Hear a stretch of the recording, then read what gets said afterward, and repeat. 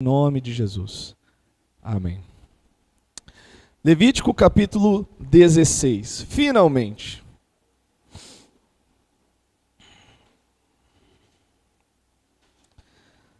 Nós temos 34 versículos para ler, então eu peço sua paciência para que a gente não tenha que relê-los durante o sermão. Levítico 16.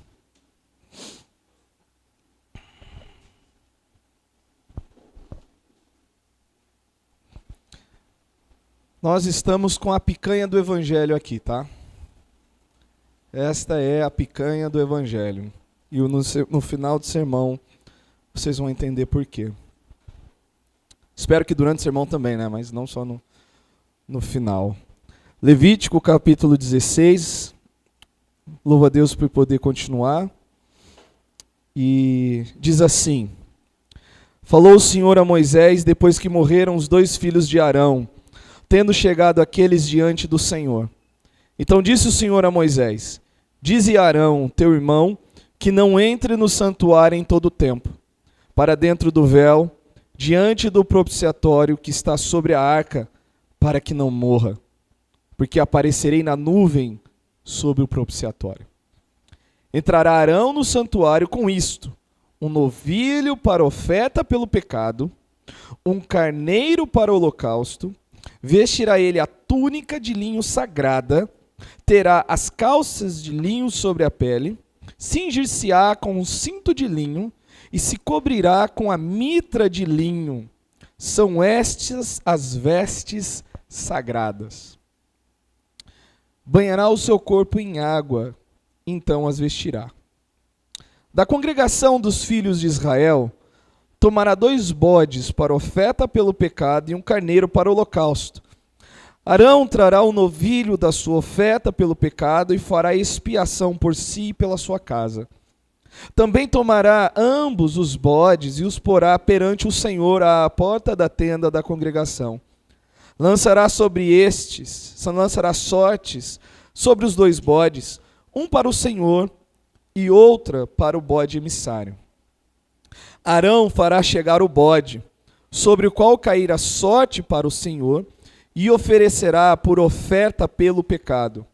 Mas o bode sobre o que cair sorte para bode emissário será apresentado vivo perante o Senhor, para fazer expiação por meio dele e enviá-lo ao deserto como um bode emissário.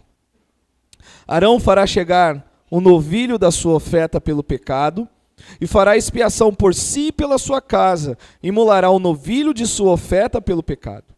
Tomará também o incensário cheio de brasas de fogo de sobre o altar, diante do Senhor, e 2 punhados de incenso aromático bem moído, e o trará para dentro do véu. A essa altura, eu imagino que todos conhecem o que está por detrás de cada linho fino, incenso, para eu não precisar parar na explicação, né?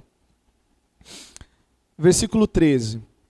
Porá o incenso sobre o fogo perante o Senhor, para que a nuvem do incenso cubra o propiciatório que está sobre o testemunho, para que não morra, para que ele não visse a glória de Deus e morresse. Então a fumaça iria entrar ali, e Arão não poderia ver a olho nu a glória, porque se ele visse, ele iria morrer. Tomará do sangue do novilho e com o dedo o aspergirá sobre a frente do propiciatório. E diante do propiciatório aspergirá 7 vezes do sangue com o dedo. Depois imolará o bode da oferta pelo pecado, que será para o povo, e trará o seu sangue para dentro do véu. E fará com o seu sangue como fez com o sangue do novilho. Espargi-lo-á no propiciatório, e também diante dele. Assim fará expiação pelo santuário por causa das impurezas dos filhos de Israel, e das suas transgressões, e de todos os seus pecados. Da mesma sorte fará pela tenda da congregação, que está no meio deles, no meio das suas impurezas. Nenhum homem estará na tenda da congregação quando ele entrar para fazer propiciação no santuário, até que ele saia depois de feita a expiação por si mesmo, e pela sua casa, e por toda a congregação de Israel. Então sairá ao altar, que está perante o Senhor, e fará expiação por ele. Tomará do sangue do novilho e do sangue do bode, e porá sobre os chifres do altar ao redor, aquele altar de bronze lá fora, tá? Do sangue espargirá com o dedo 7 vezes sobre o altar, e o purificará, e o santificará das impurezas dos filhos de Israel. Havendo, pois, acabado de fazer expiação pelo santuário, pela tenda da congregação e pelo altar, então fará chegar o bode vivo. Lembra o bode emissário? O que era pelo Senhor já foi. Agora é o que... Arão porá ambas as mãos sobre a cabeça do bode vivo, e sobre ele confessará todas as iniquidades dos filhos de Israel. Quanto tempo será que deve ter tomado essa cerimônia?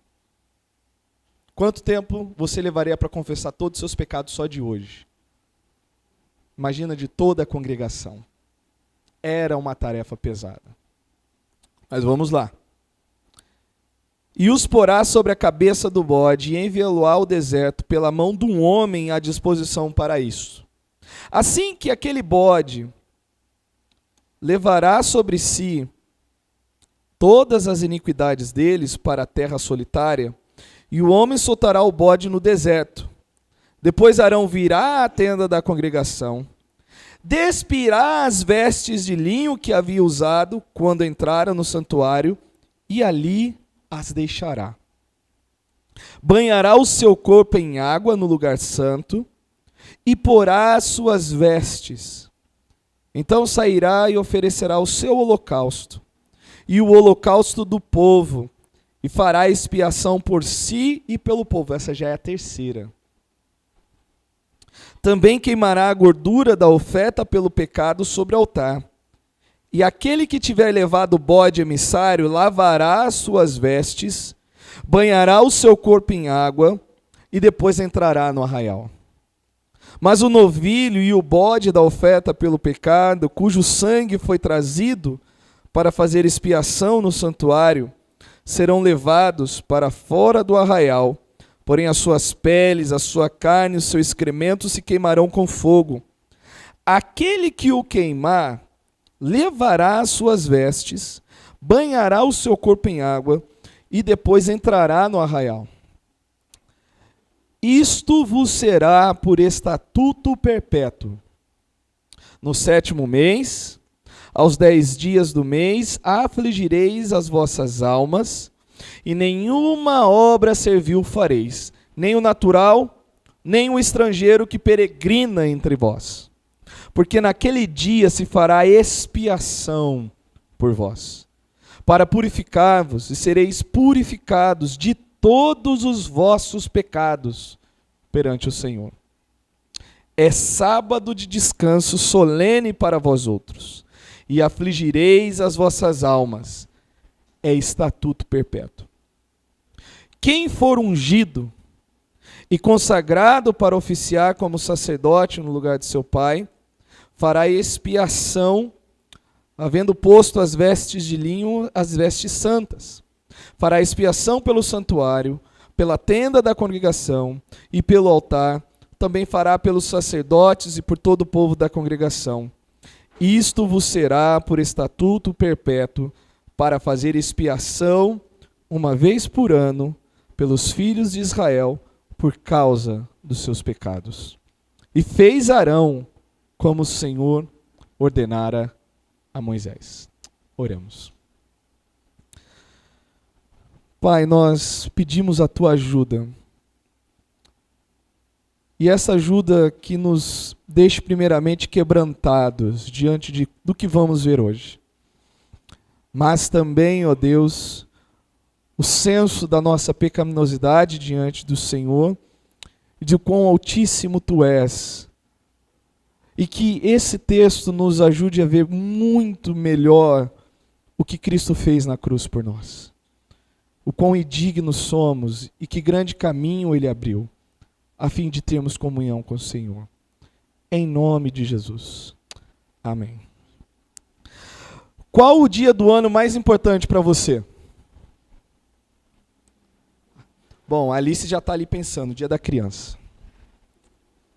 Qual o dia do ano mais importante para você? Seu aniversário? Data de casamento? Nascimento dos filhos? As férias? O dia mais importante do ano para mim é quando eu entro de férias. Qual o dia que naturalmente você alimenta uma grande expectativa para vivenciá-lo? Se você perguntasse para o judeu, que viveu praticamente 1.400 anos antes de Cristo, certamente ele iria dizer em hebraico o seguinte: Yom Kippur. Yom Kippur, que é o dia da expiação. Nesse ano, o calendário judaico, esse dia da expiação começa num domingo, dia 24 de setembro agora, às 6 horas da tarde, e vai até às 6 horas da tarde do dia 25, na segunda-feira. Se você chegasse para um judeu e falasse, qual é o dia mais importante para você? Ele ia falar, o dia da expiação, Yom Kippur. A vida na comunidade de Israel era dominada pelo seu calendário religioso. Diferente de nós aqui, ocidentais, onde o calendário religioso serve apenas de título para alguns feriados, e os que são significativos para nós são extremamente bombardeados com uma visão comercial da data, Páscoa e Natal. Mas nós não ansiamos. Nós não temos essa expectativa que os judeus nutriam para o dia da expiação. Nós chegamos lá em abril, sabemos que é a Páscoa, que Cristo ressurgiu, né? Fala-se de dia 25 de setembro, que supostamente Jesus nasceu nessa data, e aí se nutre, mas nós não, nem de longe, temos a carga emocional que esse dia trazia ao coração dos judeus. E eu peço a ajuda de Deus para que nós tenhamos 1% da carga de preocupação emocional que os judeus experimentavam nesse dia durante esse sermão. Para a gente ter ideia de quão grande salvação Cristo nos deu. Nós chegamos em um dos pontos altos do livro de Levítico. Deus vem acertar as contas com o seu povo. Deus vem acertar as contas com o seu povo. Antes do dia da expiação, no calendário judaico, nós temos a festa de Pentecostes. E nós sabemos que a festa de Pentecostes é a data do nascimento da igreja. E que outro dia de acerto de contas há para acontecer no mundo? A grande tribulação. E depois do dia da expiação, nós temos a festa dos tabernáculos. O que nós temos depois da grande tribulação? O milênio. Deus entre os homens. Isso é só um vislumbre de quão organizado é a obra de Deus. Mas nós chegamos a um dos pontos altos do livro de Levítico, e Deus vem acertar as contas com o seu povo. E há muito que nós podemos aprender com essa divina visitação. 3 verdades para serem ressaltadas aqui. A primeira verdade a ser ressaltada é que a presença de Deus estava restrita aos homens. A presença de Deus não era algo que qualquer um usufruía, qualquer um chegava, qualquer um entrava. O dia da visitação era uma lembrança de que nem todo mundo em Israel poderia estar no mesmo local onde Deus estava. E os 2 primeiros versos é uma lembrança disso. O texto dá a entender que as instruções são dadas imediatamente à morte dos filhos de Arão. Lembra, capítulo 10, Nadab e Abiú chegam, eles vão começar o sacrifício, eles vão começar o ofício sacerdotal, mas eles se apresentam de uma forma inadequada. E dá a entender que não somente se apresentaram de uma forma inadequada, eles adentraram onde não deveriam ter ido. Eles não somente chegaram ali com alguma coisa estranha no incensário, mas lembram, eles são sacerdotes, eles não eram o sumo sacerdote. O sumo sacerdote é quem poderia entrar naquela camada ou naquele lugar chamado lugar santíssimo, ou santo dos santos. E Nadab e Abiú, além de estarem com algo estranho, eles foram onde não era autorizado a entrada deles. Os filhos de Arão morreram por entrarem de maneira inadequada. Arão é lembrado, né, de que ele não somente não deveria entrar de maneira inadequada, mas ele deveria saber quando entrar na presença de Deus. Então note que nessa altura da história, nessa altura do texto, uma das coisas que a gente percebe é que quando Deus vinha para acertar as contas, a presença dele ali não era algo que qualquer um podia partilhar. Qualquer um entrava, espiava, né, a título de curiosidade, como fizeram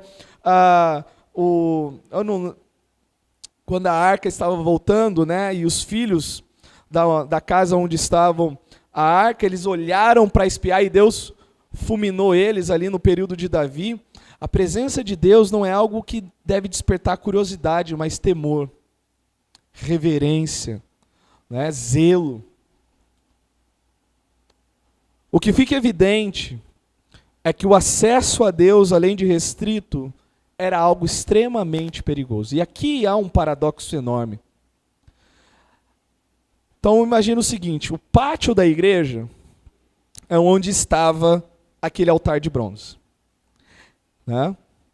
Essa área aqui seria a parte do tabernáculo onde desse lado nós teríamos o candelabro, o menorá, e desse lado nós teríamos a mesa com os pães da propiciação, e aqui na frente nós teríamos o altar do incensário, e uma cortina, e aqui é o Santo dos Santos. Para você visualizar mais ou menos, né, o que eles estavam fazendo. Daqui para cá, era uma coisa extremamente perigosa. Porque Deus vai falar, olha, ainda que você entrar, Arão, faça bom uso do incensário, a fim de que cubra tudo, porque aqui estava a arca e a glória de Deus em cima. Se Arão visse, ele morria na hora. Ele morria na hora.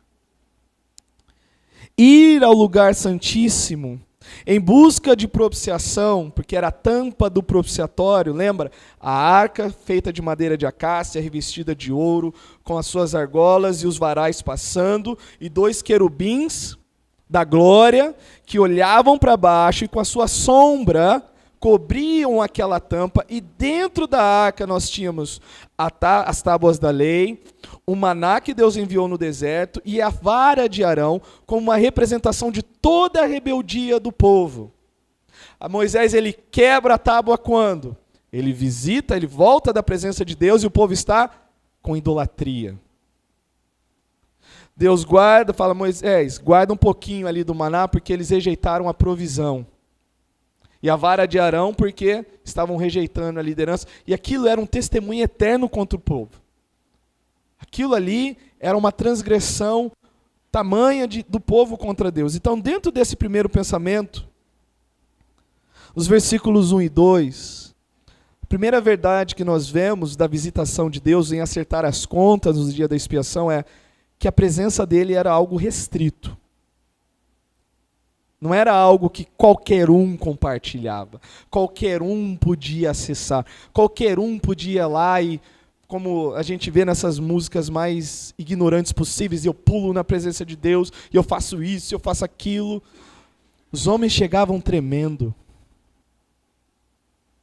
Né? Diz também que nas orlas da veste sacerdotal tinha os sinos, né? E a tradição diz porque, olha, se parar de fazer o barulhinho lá dentro, quem que vai entrar para retirar? Quem que vai ousar pisar lá? Mas note isso. Se Cristo não viesse, se Cristo não houvesse vindo, eu e você não teríamos acesso. Nós não teríamos acesso. Nós nem nos achegaríamos ao lugar santo, quanto mais ao lugar santíssimo. Nós sempre estaríamos lá no pátio, lidando com os nossos pecados, de maneira a deixar-nos cansados. Uma segunda questão a ser observada, que além da presença de Deus ser algo restrito, mesmo o sumo sacerdote não podia entrar lá em qualquer momento, de qualquer forma. Qualquer mediador, a segunda verdade, qualquer mediador entre Deus e os homens deve ser sem pecado. E isso vai do versículo 3 até o versículo 14. Aqui é a preparação de Arão, só de Arão, para ele poder fazer algo por ele e pelo povo. E o texto vai dizer que Arão, no versículo 3, entrará Arão no santuário com isso, um novilho para oferta pelo pecado, né? E lá no final vai falar dos pecados de ignorância, aqueles que nós cometemos sem saber que estamos cometendo, pelo simples fato de sermos pecadores. E um carneiro para holocausto. Não há como se dedicar plenamente se o pecado não for lhe dado.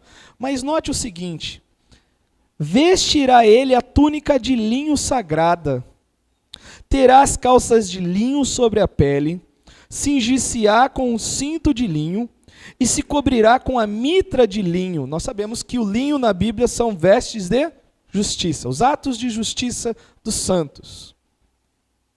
São estas as vestes sagradas, e banhará o seu corpo em água, então as vestirá.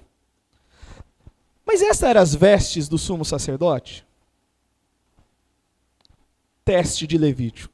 Estas eram as vestes? Não. A veste sumo sacerdotal era muito mais pomposa do que essa. Haviam pedras no seu peito, representando as 12 tribos de Israel. Havia uma lâmina de ouro na testa, dito santidade ao Senhor. E ele era muito mais vestido que isso, mas nessa hora, Arão era como... Eu chego até a arrepiar. Arão era como um homem comum do povo. Ele não estava ali, primeiramente, estava por ele. Ele se despia de todo aquele ofício, ele estava ali como alguém que precisava também. Ele colocava aquela veste necessária, ele se banhava, porque ele, como mediador, ele não era um mediador perfeito. Ele tinha pecados.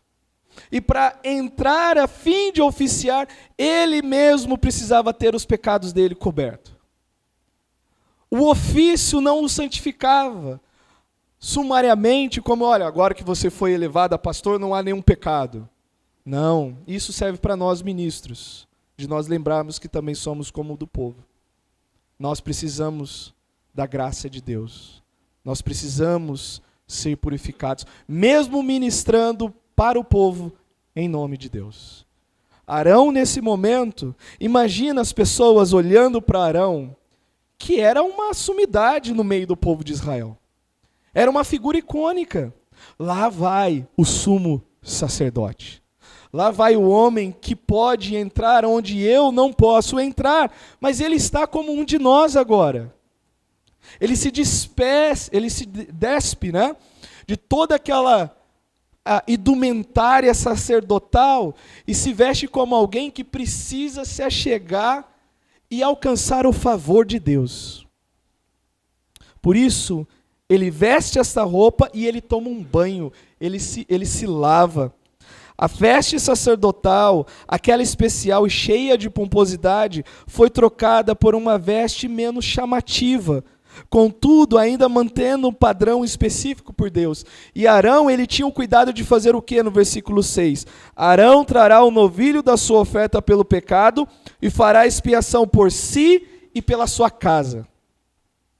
Antes dele tratar o povo, a casa dele tinha que estar em ordem diante de Deus. Isso nos lembra muita aplicação que dá para fazer para o ministério em 1 Timóteo, em Tito.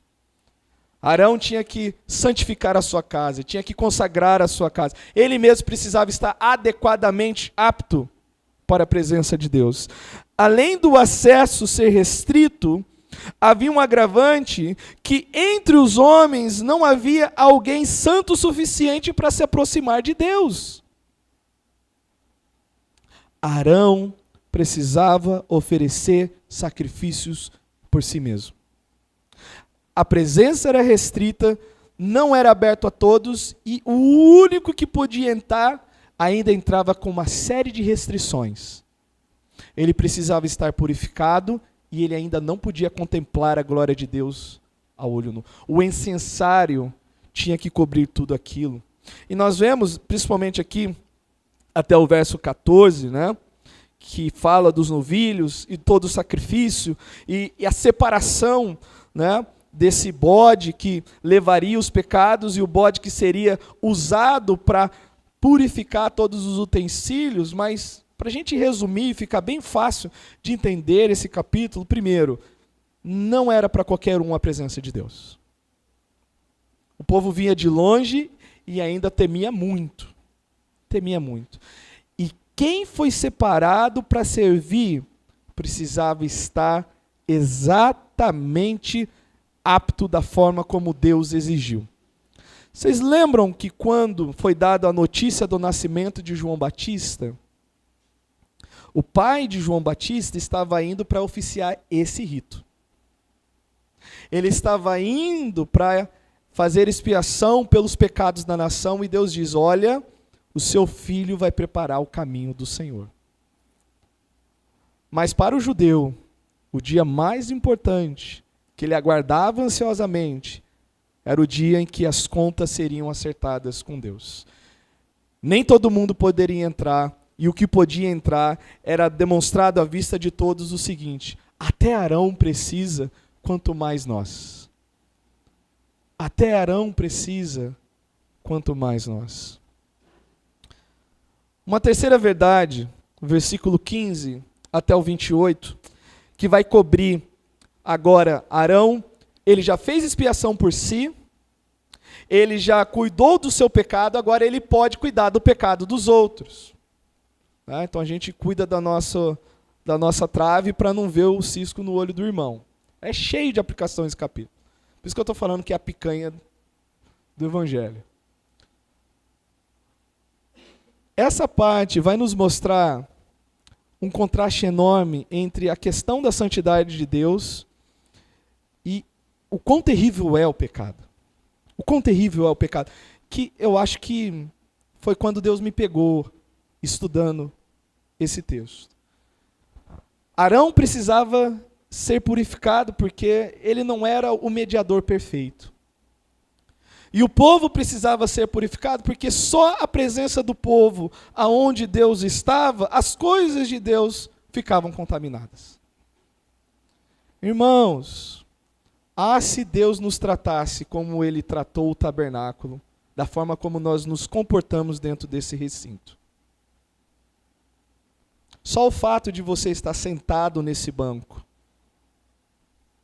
é motivo de necessidade de purificar esse lugar. É muito ofensivo um pensamento desse. Mas nós precisamos ser lembrados de que nós não somos tão bons quanto achamos que somos. Além de Arão ter que estar preparado, o local precisava estar adequadamente preparado. Antes de fazer expiação para o povo, a terceira verdade aponta para a contaminação que o pecado provoca e a necessidade de que o pecado seja removido para longe do povo. O fato do povo ir constantemente fazer sacrifícios já contaminava aquele lugar santo. E Deus fala para Arão: Arão, separa esses animais, e depois que você estiver adequado para oficiar, prepare o local também. Santifique o altar, santifique os utensílios, santifique tudo, para que daí então nós vamos tratar o pecado do povo. A presença do pecado contamina tudo e a todos. É uma coisa terrível nós pensarmos que o santuário, o tabernáculo, precisava de purificação. Mas precisava porque Deus estava visitando o local. O Senhor estava no Santo dos Santos. Todo aquele ritual era um exemplo, uma pregação tão didática para o povo entender que eles não devem brincar com o pecado. O pecado afasta de Deus, o pecado produz morte, O pecado produz dor. Nós não temos uma noção tanto quanto essa, porque a gente não tem que matar um animal todo dia. Se eu e você tivéssemos que matar um animal todo dia e ter que confessar os nossos pecados todo dia, você iria cansar de pecar. Você iria fazer de tudo para não pecar. Mas como nós não temos isso, nós não temos uma ideia do peso que o pecado deveria ser em nosso coração.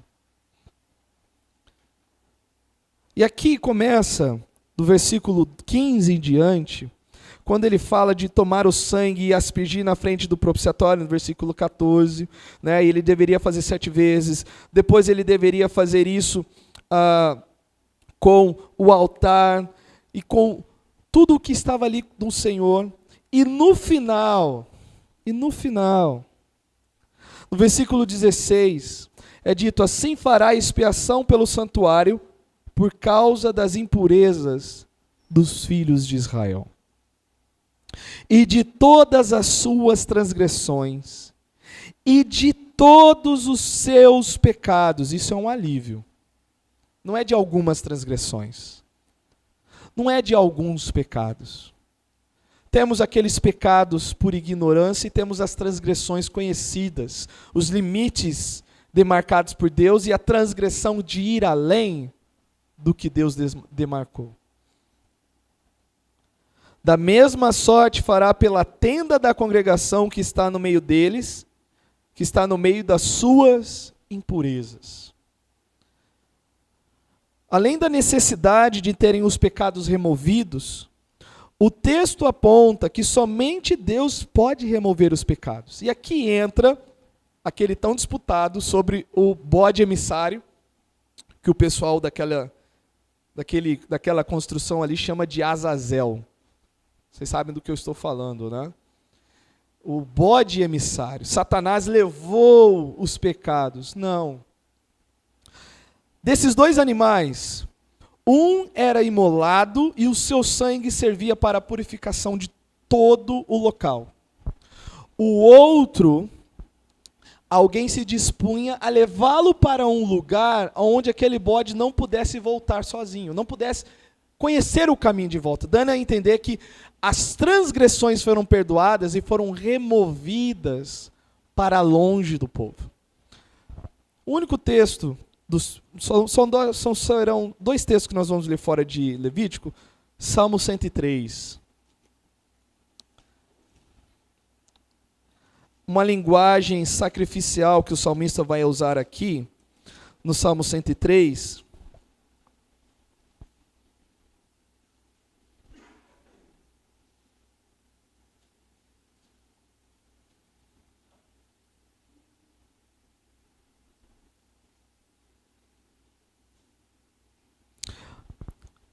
Versículo 10. Eu vou ler uma parte do versículo 3, depois eu vou ler o versículo 10. Ele é quem perdoa todas as tuas iniquidades. O versículo 10. Não nos trata segundo os nossos pecados, nem nos retribui consoante as nossas iniquidades, pois quanto o céu se alteia acima da terra, assim é grande a sua misericórdia para com os que o temem. Quanto dista o oriente do ocidente, assim afasta de nós as nossas transgressões. Voltando para Levítico. A presença de Deus era restrita. Não era qualquer pessoa que podia entrar, e o que podia entrar não estava apto 100% para fazê-lo. Ele precisava atender algumas condições para poder oferecer sacrifício para o perdão do povo. Ele precisava primeiro buscar o perdão dele. Tamanha a seriedade da contaminação que até as pessoas que lidavam com o queimar desses animais e o que levava o animal para longe, eles também tinham que se banhar e trocar de roupa. Eles tinham que trocar de roupa. Falar, olha, tudo, o pecado contamina a tudo e a todos. Mas não era só um dia pesado, mas era um dia ainda que existia a aflição da alma, era uma boa aflição, porque os israelitas saíam dali com todas as suas iniquidades perdoadas. Para a gente terminar, o ritual termina com duas admoestações, o versículo 29.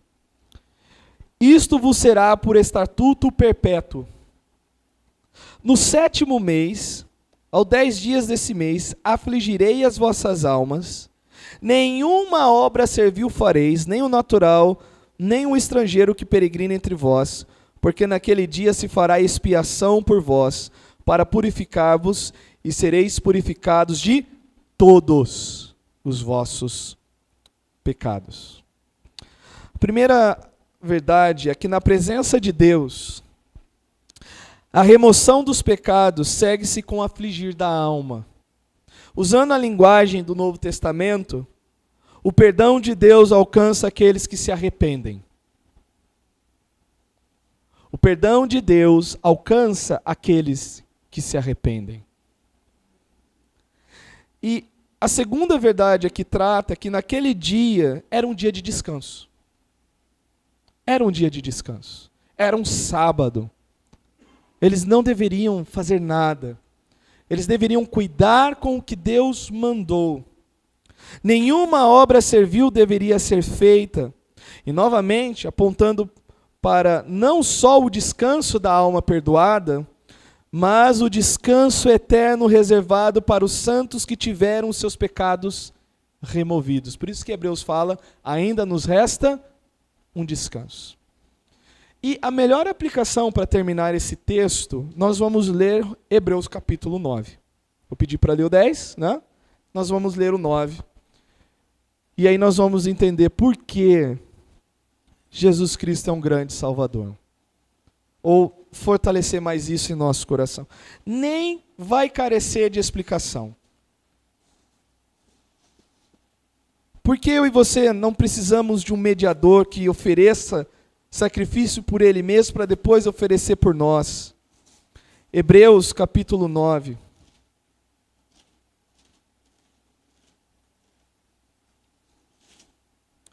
Nós vamos ler aqui os seus 28 versículos. Com isso nós estaremos encerrados. Diz assim: é toda a aplicação de Levítico 16. Ora, a primeira aliança também tinha preceitos de serviços sagrados e o seu santuário terrestre. Com efeito, foi preparado o tabernáculo, cuja parte anterior, onde estavam o candeeiro, a mesa e a exposição dos pães, se chamou de santo lugar. Por trás, o segundo véu, se encontrava o tabernáculo que se chama Santo dos Santos. É uma introdução geográfica. Ao qual pertencia um altar de ouro para o incenso. E a arca da aliança coberta totalmente de ouro, na qual estava uma urna de ouro, contendo o maná, a vara de Arão que floresceu e as tábuas da aliança. E sobre ela os querubins da glória, que com a sua sombra cobriam o propiciatório. Destas coisas não falaremos agora pormenorizadamente. Bem que ele poderia continuar. Mas diz o seguinte: ora, depois de tudo isto, assim preparado, continuamente entram no primeiro tabernáculo aos sacerdotes para realizar os serviços sagrados. Mas no segundo, o sumo sacerdote, ele sozinho, uma vez por ano, não sem sangue, que oferece por si e pelos pecados de ignorância do povo. E note o versículo 8. Querendo com isto dar a entender o Espírito Santo. Então isso me faz, né? Se você está lendo Hebreus, você tem que parar aqui e voltar e ler o capítulo 16 de Levítico. Porque o Espírito Santo quer dar a entender alguma coisa, é o que o texto está dizendo. Nós já fizemos essa parte. que ainda o caminho do lugar santo, ou do santo lugar, não se manifestou. Dando a entender o quê? Visto que estava restrito, visto que havia aquela repetição, o grande acesso ao lugar santo não estava aberto totalmente. Enquanto o primeiro tabernáculo continua erguido. E isto uma parábola para a época presente, para essa época presente também. Não só aquela época presente, mas para essa época presente também. E segundo esta, se oferecem assim dons como sacrifícios, embora estes, no tocante à consciência, sejam ineficazes para aperfeiçoar aquele que presta o culto, e que não passam de ordenanças da carne, baseadas somente em comidas e bebidas e diversas abluções, impostas até o tempo oportuno de retoma. Quando, porém, veio Cristo, adversativamente, contrastando isso, sumo sacerdote dos bens já realizados, mediante o maior e mais perfeito tabernáculo, não feito por mãos, quer dizer, não desta criação, está falando do céu, a presença de Deus de fato, não por meio de sangue de bodes e de bezerros, mas pelo seu próprio sangue, entrou nos santos dos santos, uma vez por todas. Por isso nós cantamos de uma vez, ó sim acredita, ó pecador tem sorte bendita, tudo por Jesus por nós satisfez, Cristo salvou-nos de uma vez. Uma vez por todas, tendo obtido eterna redenção. Ele não precisou fazer como Arão e trocar de vestes. Nós vestimos as vestes dele. Portanto, se o sangue de bode e de touros e as cinzas de uma novilha aspergida sobre os contaminados o santifica quanto à purificação da carne, muito mais o sangue de Cristo, que pelo Espírito eterno a si mesmo se ofereceu sem mácula a Deus, purificará a nossa consciência de obras mortas para servirmos ao Deus vivo. Por isso mesmo, ele é o mediador da nova aliança, a fim de que, intervindo a morte para a remissão das transgressões que haviam ou que estavam debaixo da primeira aliança, recebam a promessa da eterna herança aqueles que têm sido chamados. Porque onde há testamento, é necessário que intervenha a morte do testador. Pois um testamento só é confirmado no caso de mortos, visto que de maneira nenhuma tem força de lei enquanto vive o testador. Pelo que nem a primeira aliança foi sancionada sem sangue, porquanto havendo Moisés proclamado todos os mandamentos segundo a lei, e todo o povo tomou o sangue dos bezerros e dos bodes com água e lã, tinta de escarlate, ísopo, e aspergiu não só sobre o próprio livro, como também sobre o povo, dizendo: este é o sangue da aliança, a qual Deus prescreveu para vós outros.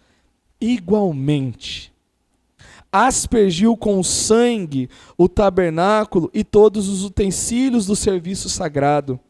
Com efeito, quase todas as coisas, segundo a lei, se purificam com sangue, e sem derramamento de sangue não há remissão. Era necessário, portanto, que as figuras das coisas que se acham no céu se purificassem com tais sacrifícios, mas as próprias coisas celestiais com sacrifícios a eles superiores. Porque Cristo não entrou em santuário feito por mãos, figura do verdadeiro, porém no mesmo céu, para comparecer agora por nós diante de Deus. É isso que é dito lá no início. O Espírito Santo dando a entender que o santo caminho ainda não estava aberto. Agora, Cristo adentrando aos céus, nós temos acesso a isso, sem mediação, sem alguém que precise oferecer por si. Lembra o Salmo 24? Levantai, ó portas, as vossas cabeças. Levantai-vos, ó portais eternos, para que entre o Rei da Glória. Quem é o Rei da Glória? O Senhor dos exércitos, forte e poderoso nas batalhas. O nosso Senhor, adentrando nesse santuário, por mim e por você, com o sangue que não só nos purifica agora, mas por toda a eternidade. nem ainda para oferecer a si mesmo muitas vezes. Como sumo sacerdote, cada ano entra no Santo dos Santos com sangue alheio. Ora, neste caso seria necessário que ele tivesse sofrido muitas vezes, desde a fundação do mundo. Agora, porém, ao se cumprirem os tempos, se manifestou uma vez por todas, para aniquilar pelo sacrifício de si mesmo o pecado. Por que desde a fundação do mundo? Porque o seu sacrifício cobre os eleitos desde a fundação do mundo. E assim como aos homens. Isso daqui é a conclusão do autor para nós sobre Levítico 16. E assim como aos homens está ordenado morrerem uma só vez e depois disso o juízo, ou seja, tão certo como isso vai acontecer a todos os homens, tão certo também Cristo, tendo oferecido uma vez para sempre, para se oferecido uma vez para sempre, para tirar os pecados de muitos, aparecerá segunda vez, sem pecado. Para quem? Aos que o aguardam para a salvação.